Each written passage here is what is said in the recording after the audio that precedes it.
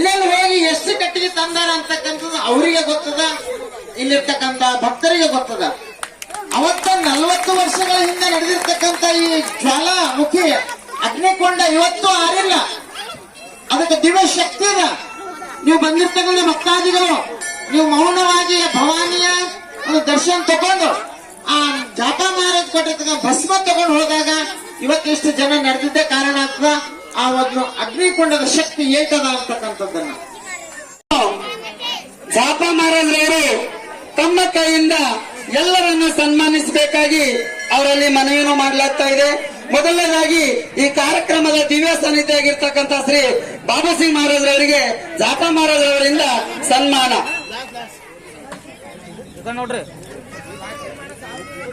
ಪದಾಲೋಕಿ ಸಮ್ಮೇಳನಕ್ಕೆ ಬಿತ್ತೈ ಸಚ್ಚಿದಾನಂದ ರೂಪಾಯ ಶಿವಾಯ ಬ್ರಹ್ಮಣೇ ನಮೋ ನಮಃ.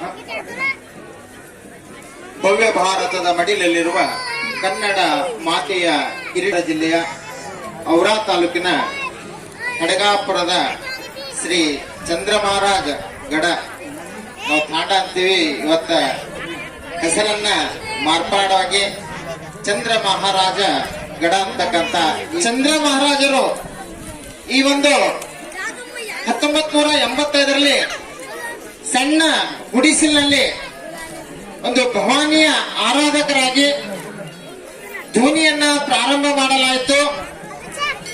ಆನಂತರ ಅವರು 10 ವರ್ಷ ಮೌನ ಅನುಷ್ಠಾನ ಮಾಡಿ ಕೇವಲ ಬೇವಿನ ಎಲೆಯನ್ನ ತಿಂದು ಆ ಕಹಿಯಾದ ಔಷಧಿಯನ್ನ ತನ್ನ ಶರೀರದಲ್ಲಿ ಇಟ್ಕೊಂಡು ಮನಸ್ಸಿನಿಂದ ಬಂದಿರತಕ್ಕಂಥವ್ರು ಮೌನವಾಗಿ ಈ ಒಂದು ಸ್ಥಾನವನ್ನ ಇವತ್ತ ಪವಿತ್ರ ಮಾಡಲಿಕ್ಕೆ ಕಾರಣೀಭೂತರು ಯಾರಂದ್ರೆ ಅವರು ಚಂದ್ರ ಮಹಾರಾಜರು ಅಂತ ನಾವು ಹೇಳಲಿಕ್ಕೆ ಇಷ್ಟಪಡ್ತೀವಿ ಇವತ್ತ. ಆನಂತರ ಚಂದ್ರ ಮಹಾರಾಜ ಒಂದು ಅನಿಸಿಕೆ ಏನಂತಂದ್ರೆ ಈ ನಮ್ಮ ತಾಂಡದಲ್ಲಿ 5 ಮಂದಿರಗಳನ್ನ ಆಗ್ಬೇಕು ಅಂತಕ್ಕಂಥ ಒಂದು ಉದ್ದೇಶವನ್ನು ಇಟ್ಕೊಂಡಿದ್ರು ಅಂತ ಹೇಳಿದ್ರು ನಮ್ಗೆ. 5 ಮಂದಿರದಲ್ಲಿ ಬಹಳ ವರ್ಷಗಳಿಂದ ನಾನು ಬರ್ತಾ ಇದ್ದೆ. ಭವಾನಿ ಮಂದಿರ ಮುಂದೆ ನಮ್ಮ ಜಾಪ ಮಹಾರಾಜರು ನಡೆಸ್ಕೊಂಡು ಹೋಗ್ತಾ ಇದ್ರು.